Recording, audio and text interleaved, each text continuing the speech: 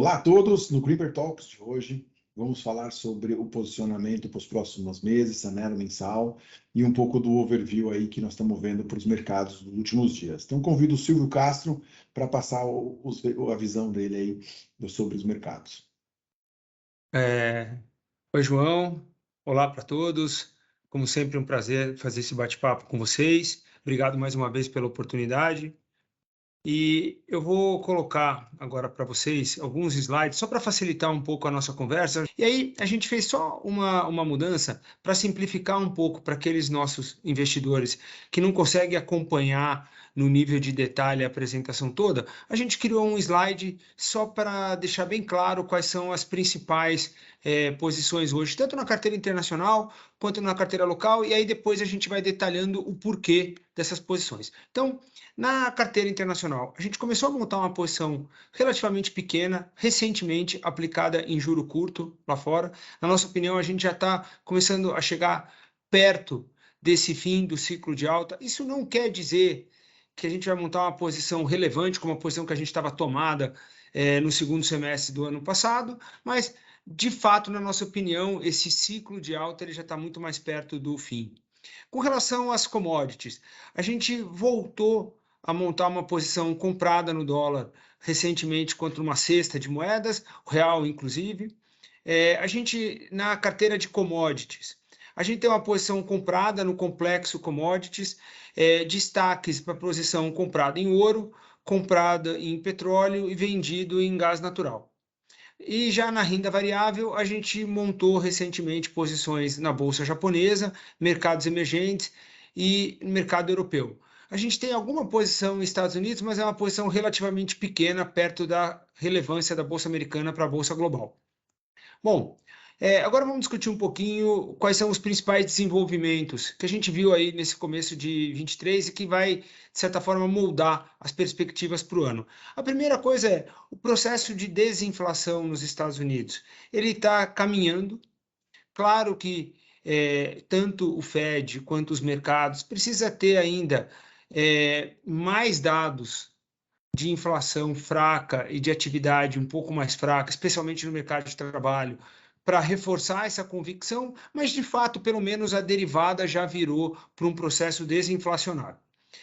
A gente viu também uma reabertura completa da China.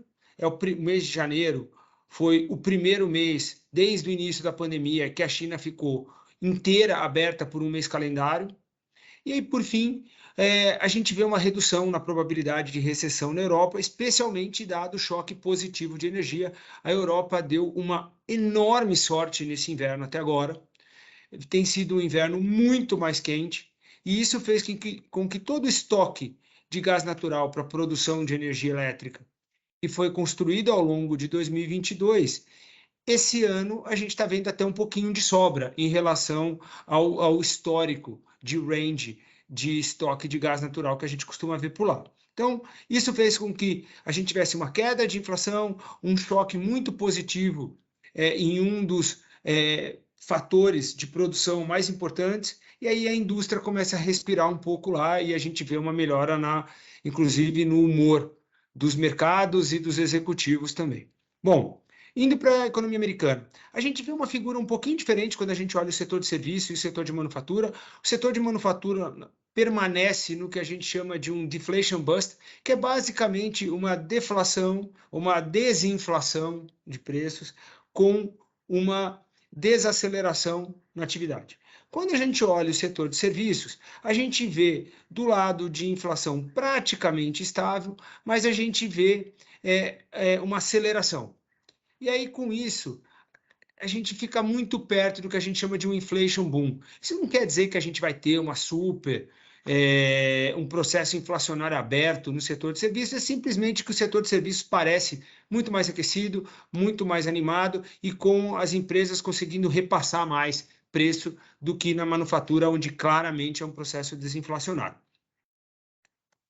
Bom, a gente sempre traz os nossos modelos de machine learning para entender um pouco o que está sendo dito nos relatórios de PMI, e aí basicamente o que a gente percebe é que a gente já começa a ver uma redução nas discussões de input costs, supply chain sumiu, pressões inflacionárias, mas de um lado mais positivo de redução da pressão inflacionária, atrasos, né, delivery time, que era algo muito importante no ano passado, a gente não vê isso sendo tão discutido agora, cost inflation sumiu. Bom, e aí vindo então para a discussão do soft landing, da desaceleração americana. A gente passou numa janela de 3 meses de vai acontecer um hard landing, ou seja, uma desaceleração abrupta, para vai acontecer um soft landing, que é uma desaceleração mais suave, para vai acontecer um no landing, que é o mercado de trabalho tão robusto nem vai desacelerar. A nossa visão é que aumentou a probabilidade de ter um soft landing. Então, uma desaceleração, mas não uma desaceleração tal que a economia americana caminhe para uma recessão. Isso vai ser suficiente para gerar um processo desinflacionário, mas não vai levar para aquela, no curtíssimo prazo, para aquela meta de 2%, e nem vai tirar totalmente a pressão do mercado de trabalho. A gente vê perspectivas mais positivas para o segundo semestre, especialmente para o setor de manufatura, do que o primeiro semestre. Bom, indo para a parte de inflação, o que a gente vê, como eu já citei em 2 slides anteriores, a gente vê um processo de desinflação puxado muito mais por bens do que por serviços, especialmente bens duráveis, mas a gente continua vendo uma pressão no mercado de trabalho. Com isso, sim, a gente caminha para um processo desinflacionário, mas não vai ser um processo tão rápido, o que significa que o mercado ainda vai ter idas e vindas nessa discussão de qual o melhor curso de ação para o Federal Reserve. Bom, indo para a China, a gente começa a ver uma aceleração maior, o índice de atividade no mês de janeiro claramente deu uma acelerada. Isso tem feito com que, especialmente as commodities metálicas, ganhassem muito mais atenção dos investidores, e agora a gente começa a ver também um processo caminhando para as commodities de energia. Uma grande decepção até agora, o comportamento das commodities energéticas, especialmente com a abertura da China, a gente imaginava que ia ser muito mais rápido, mas a gente continua vendo com bons olhos o aumento da demanda de alguns milhões de barris por dia, 2 milhões de barris, só com a reabertura da China, e isso deve colocar esse mercado gradualmente em déficit novamente. A gente também gosta da posição de ouro, aí muito mais pela preocupação da diversificação das moedas fiduciárias, especialmente no momento onde o risco geopolítico está mais aquecido. Bom, indo para a renda variável, a gente vê um aumento enorme no interesse dos investidores, especialmente investidores de varejo. Isso a gente vê com alguma preocupação, especialmente porque quando a gente olha esses fundos mais sistemáticos, o viés é um viés um pouquinho mais vendedor, e quando a gente olha o fundamento, é um fundamento de desaceleração, de queda nos lucros por ações das empresas americanas, num cenário onde o valuation não é o mais barato. Então, o momento, ele sim sugere um aumento de posição em bolsa internacional, mas não parece para a gente o caminho mais óbvio que esse aumento seja necessariamente na bolsa americana depois da aceleração toda que a gente viu, especialmente no mês de janeiro. Bom, caminhando para o portfólio brasileiro, na parte de renda fixa, a gente está muito tático, trades muito pontuais, sem nenhuma grande exposição. Quando a gente olha os nossos modelos, sim, parece que tem prêmio, sim, parece que a desaceleração, tanto na inflação quanto na atividade, sugerem um caminho para a queda da taxa de juros, especialmente ali no final do ano e para o ano que vem, mas o ruído político, junto com o risco fiscal, ele vai criando uma condição de contorno muito mais complicada para a autoridade monetária. A gente entra nesse detalhe daqui a pouco. Bom, com relação às moedas, a gente voltou para uma posição leve comprada de dólar contra o real. E na parte de renda variável, a gente segue com um volume relevante de posições de valor relativo, ou seja, posições long e short. A gente segue com uma posição também relevante de carteira contra índice. Mas a nossa exposição líquida, quando a gente olha o comportamento do portfólio, ele tem se comportado melhor nos dias mais difíceis de bolsa do que nos dias mais animados de bolsa, porque a nossa carteira, de fato, ela está mais defensiva do que os nossos shorts. Bom, então, com relação ao Brasil, a gente vê uma desaceleração na atividade, a gente vê uma desaceleração no mercado de trabalho, de fato, o aperto de política monetária começa a gerar mais impacto. A gente vê também uma desaceleração na concessão de crédito, mas, por enquanto, os nossos modelos sugerem uma baixa probabilidade de um processo de recessão aberta.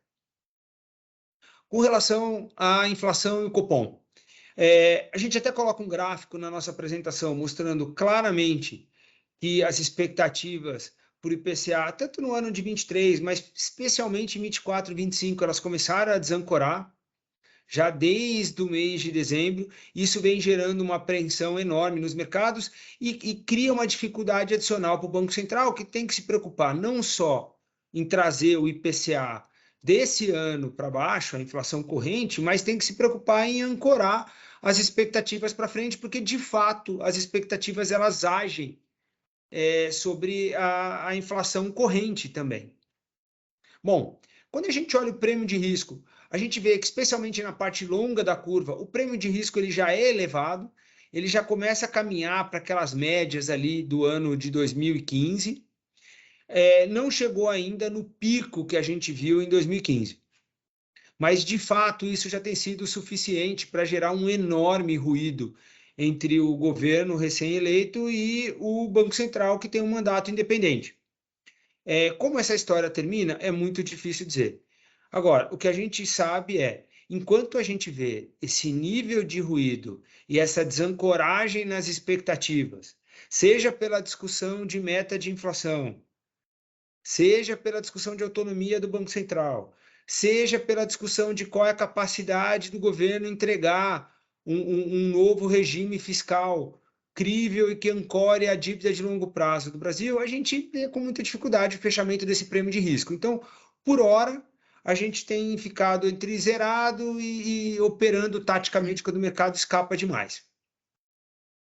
Bom, com relação ao populismo, a gente trouxe uma análise bem interessante, material que a Marian estava lendo recentemente, a gente quis dividir com vocês, que é o seguinte: existe uma crença de que o populismo ele é uma saída possível, né?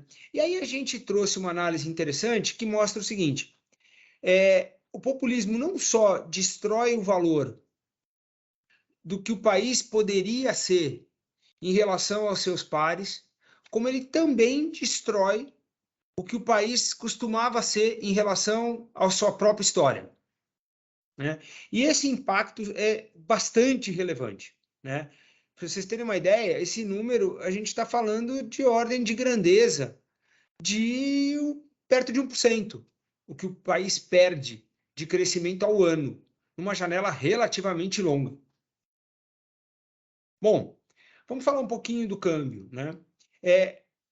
Quando a gente olha, e essa é uma discussão recorrente com os nossos investidores, né? Quando a gente olha o nível que o real está operando agora e o que os nossos modelos de regressão sugeririam para a moeda, sim, o real poderia estar abaixo dos 5, mais ali para casa dos seus 4,70, 4,80, por aí. Mas o real está mais para casa hoje, a gente falando mais para casa dos seus 5, com os seus 5,20, 5,30. A razão disso é porque o prêmio de risco subiu, a preocupação especialmente do investidor local subiu, e isso acaba, de alguma forma, caminhando para uma moeda que fica um pouco mais desvalorizada. Isso posto, o real foi uma moeda que se comportou bem no ano passado. Agora, de novo, se a gente pensar que o Brasil está batendo recorde de produção e exportação de commodities agrícolas, o preço das commodities metálicas está na lua, a nossa conta petróleo virou superavitária, com a China reabrindo, com o diferencial de juros enorme que a gente tem, a gente deveria ver uma moeda mais forte.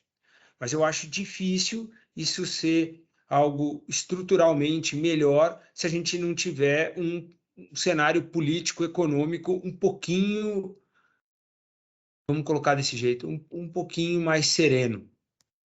Bom, falando ainda na discussão de risco político no Brasil, econômico, o que a gente vê, e aí não dá para a gente escapar disso, é que o Brasil não é um país que fez nas últimas décadas. A gente fez um material inteiro no mês de janeiro sobre isso. O Brasil não é um país que fez um super esforço fiscal nas últimas décadas, endogenamente. O nosso esforço fiscal, ele basicamente veio da gente se apropriar de um cenário de pujança nas commodities. Enquanto a gente tem um cenário de commodities muito fortes, a gente entrega superávit. Quando as commodities enfraquecem, a gente mostra as nossas deficiências e a gente tem um cenário de déficit. E aí, até o próximo boom de commodities, onde a gente volta a mostrar um superávit primário. Isso a gente tem que tomar um enorme cuidado, porque a gente está num cenário de commodities mais fortes agora, o que gera uma falsa sensação de que está tudo bem e que a gente pode gastar rodo. Mas na hora que esse ciclo eventualmente virar, a gente sobra com uma dívida que é mais alta, tanto do governo quanto das famílias, num cenário de custo de capital mais alto e crescimento mais baixo. Então essa conta, no final das contas, ela vem. Bom, a gente fez aquela simulação que a gente mostrou também, e aí a gente vai ver ao longo do primeiro semestre qual vai ser o novo arcabouço fiscal do Brasil. Mas pelas análises que a gente fez, assumindo um crescimento razoável da economia, na casa de uns 2%, uma inflação relativamente equilibrada, abaixo de 5%, a única forma da gente estabilizar a dívida sobre o PIB no Brasil seria cumprindo o teto dos gastos. Então, qualquer outra análise, ela vai levar a um questionamento do mercado, na nossa opinião. Então, esse é mais um alerta, um cuidado que torna difícil para a gente ter posições muito otimistas nesse momento em ativos brasileiros, em que pese o fato desses ativos terem um valuation bastante interessante, alguns deles. E aí, justamente, a gente vem para o lado da Bolsa, onde a gente está praticamente zerado, a gente está com bastante posição long and short na carteira, mas a nossa exposição líquida ela é praticamente zerada. Quando a gente olha o valuation, é uma bolsa historicamente barata, especialmente porque os bancos não estão caros e os produtores de commodities não estão caros.